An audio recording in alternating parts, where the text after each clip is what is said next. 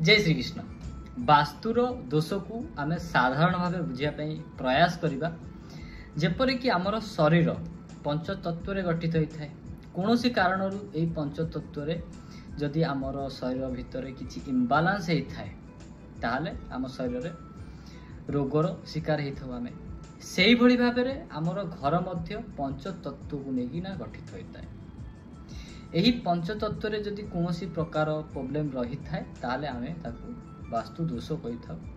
जहाँ फल जदि यही एलिमेंट किंबा तत्व कौन सी कारण इम्बालांस होता है तेबे से घरे रहिबा फल से ही तत्व रिलेटेड प्रोब्लेम दर्शाई थाए।